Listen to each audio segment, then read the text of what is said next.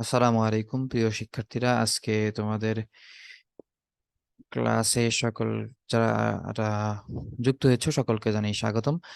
তো তোমাদের আজকে যে ক্লাসটা নিব আর কি, সেটা হচ্ছে the frog and the ox. এই গল্পের যে ভকেবুলারি গুলো আছে এটা একটু বুঝাই দিব, কেমন?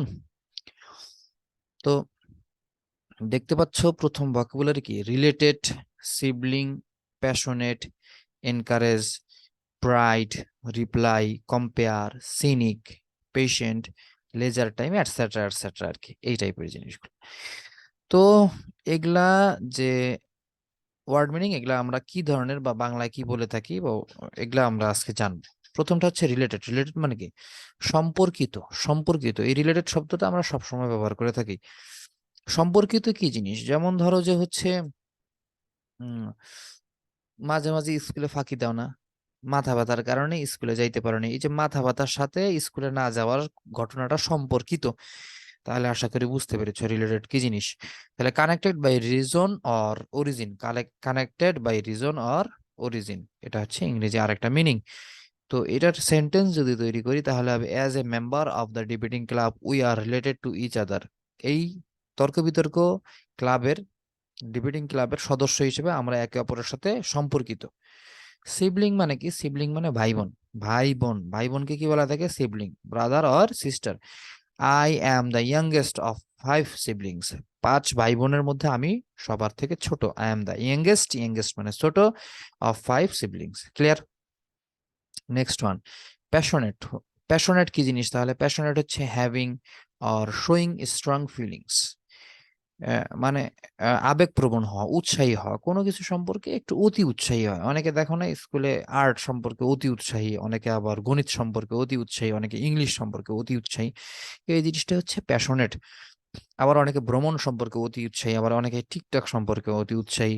এই জিনিসটা ঠিক আছে। Having or showing strong feelings. আবার তোমরা অনেকে বিটিএস পছন্দ পছন্দ করে। বিটিএস একটা, বিটিএস ফোবিয়া হয়ে গেছে স্টুডেন্টের মাঝে। তো my brother is passionate about animal rights, মানে প্রাণীদের যে অধিকার, এটা নিয়ে আবার কি তার ভাই আবার একটু অতি উৎসাহী।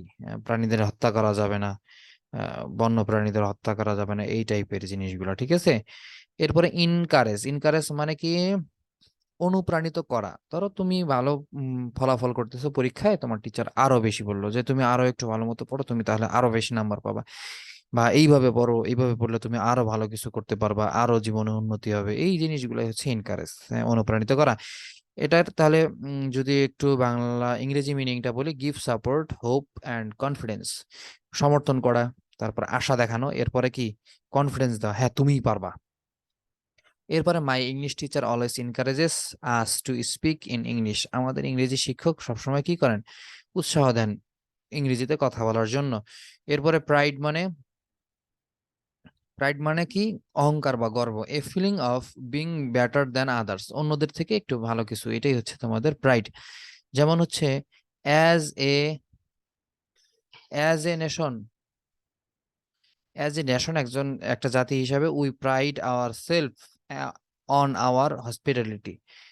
মানে আমাদের আতিথেয়তার জন্য, জাতি হিসেবে আমাদের আতিথেয়তা, এটা আমাদের গর্বের বিষয় ঠিক আছে। আমরা গর্ববোধ করি আতিথেয়তা। আতিথেয়তা বুঝো তো, যারা বরিশাল আছে তারা আবার একটু ভালো বুঝো।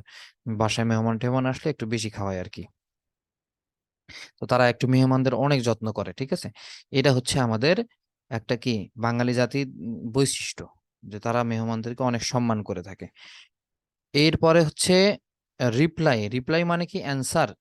অ্যান্সার বা রেসপন্ড উত্তর দেওয়া ঠিক আছে। রিপ্লাই মানে কি? উত্তর দেওয়া বা অ্যান্সার করা, এই টাইপের ঠিক আছে। তো আসো, he replied with a simple and straight answer to my questions. সে আমার he replied with a simple and straight answer to my question, আমার প্রশ্নের সোজা সাপটা উত্তর দিয়েছে ঠিক আছে। এটা হচ্ছে এটার মিনিং। কম্পেয়ার মানে তুলনা করা। কম্পেয়ার মানে কি? তুলনা করা। তো তুলনা করা কি জিনিস? Look for the similarities and difference between person or things. দুইটা জিনিসের মধ্যে তুলনা, কে ভালো কে মন্দ, কার দুইটা জিনিস মিলে যায়, এই জিনিসগুলো হচ্ছে তুলনা। Never compare your friends with you because everyone is unique. Never compare your friends, তোমার বন্ধুর তুলনা করো না উইথ ইউ, তোমার সাথে, বিকজ এভরিওয়ান ইজ ইউনিক, কেননা প্রত্যেকেই কি একটা ইউনিক বৈশিষ্ট্যের অধিকারী। আমরা অনেক সময় দেখে থাকবো, তোমাদের মাঝখানে হয়তো বা হয়ে থাকে যে বাবা মা তোমার সাথে অন্য তোমার বন্ধুর তুলনা করে, হ্যাঁ ও পারলে তুমি পারো না কেন। এটা আসলে তুলনা করা কখনোই ঠিক নয়। কারণ সবার একটা স্ট্রং পয়েন্ট আছে, সবার একটা দুর্বল পয়েন্ট আছে। হয়তো বা সে দেখা যায় তোমার থেকে পড়ালেখায় হয়তো বা ভালো, বাট অন্য দিক থেকে তোমার অন্যদিকে হয়তো বা তোমার থেকে একটু নর্মাল আছে, বা তুমি অন্যদিকে তার থেকে অনেক অনেক অনেক ভালো। তো এই জিনিসগুলো আসলে তুলনার কিছু নেই, কারো গুণের সাথে কারো গুণের তুলনার কিছু নেই, যার জীবন তার মতো চলতে থাকবে। হ্যাঁ, দেখা যায় অনেকেই সারা জীবন ভালো পড়াশোনা করে ফাইনাল পরীক্ষায় গিয়ে কিছুই পারেনি। আবার অনেকেই কি করে, সারা জীবন কোনো মতে অবস্থা, মানে খারাপ অবস্থা আর কি, টাইনে টুনে পাস যেটারে বলে, অথচ ফাইনাল পরীক্ষায় গিয়ে দেখবা যে A+ পেয়ে বসছে। এটা আসলে কখনো তুলনা করার বিষয় না। সবাই একটা কি ইউনিক বিষয় নিয়ে থাকে, সবাই ইউনিক পৃথিবীতে, যার জীবন তার গতিতেই চলে, তুলনার কিছু হয় না। এরপরে scenic, scenic beautiful natural scenery, মনোরম প্রাকৃতিক দৃশ্য। হ্যাঁ, সিনিক মানে কি, মনোরম প্রাকৃতিক দৃশ্য, বিউটিফুল ন্যাচারাল সিনারি মানে ওই যে পদ্মা সেতুর উপর দিয়ে গেলে যে নদীর দৃশ্য দেখা যায় এই টাইপের আর কি। তারপর সুন্দরবনের দৃশ্যগুলো। The country around here is very scenic, এই দেশের আশেপাশের বা এই দেশের গ্রামাঞ্চলের পরিবেশগুলো কি মনোরম দৃশ্য, প্রাকৃতিক দৃশ্যে ভরপুর আর কি। এরপরে পেশেন্ট, পেশেন্ট মানে কি, ধৈর্যশীল, ধৈর্যশীল। পেশেন্ট মানে আবার বুঝো না যে রুগী, এটা কিন্তু কখনো বুঝে না। পেশেন্ট মানে হচ্ছে ধৈর্যশীল। Able to wait without become angry, কোনো প্রকার রাগ না করেই অপেক্ষা করা। যেমন অসুস্থ হইলে কি করে মানুষ, রাগ করার কিছু আছে, কিছু করার নাই, ধৈর্য ধরে থাকতে হয়, আল্লাহ যখন সুস্থতা দেবে। এটাই হচ্ছে কিন্তু ধৈর্যশীলের পরিচয়, ঠিক আছে। যাই হোক, অনেকে পেশেন্ট মানে রুগী বুঝে থাকি। যাই হোক, পেশেন্ট হচ্ছে ধৈর্যশীল। It is difficult to be patient when you are stuck in a long traffic jam, মানে যখন তুমি দীর্ঘ লম্বা ট্রাফিক জ্যামে পড়ে থাকো, ধৈর্য ধরা খুবই মুশকিল একটা বিষয়। বাংলাদেশের হয়তো বা এটাই সব থেকে একটা। তো এরপরে হচ্ছে লেজার টাইম, লেজার টাইম মানে অবসর সময়। এটা আসলে তোমরা সবাই জানো অবসর সময় কি জিনিস। The time when you are relaxed and enjoying yourself, এমন একটা সময় যে সময় তুমি আরাম আয়েশ করো বা নিজে নিজে আনন্দ উপভোগ করো, এই জিনিসটা হচ্ছে অবসর সময়। ইন মাই লেজার টাইম, আমার অবসর সময়, I love to read books, আমি কি করতে পছন্দ করি, বই পড়তে পছন্দ করি বা বই পড়তে ভালোবাসি আমার অবসর সময়। তো এই ছিল আমাদের এই চ্যাপ্টারের ওয়ার্ড মিনিং গুলা, আর মনে হয় নাই। তো যাই হোক, এগুলো একটু পড়বা। আর সেন্টেন্সের ক্লাসটা আমি পরের ক্লাসে দেখাই দিব, ঠিক আছে। তোমার যে সেন্টেন্স তৈরি করা, এগুলো আমি দেখাই দেবো, তোমরা একটু বানানো শিখবা। তো আজকে এ পর্যন্তই। ভালো থাকো, সুস্থ থাকো।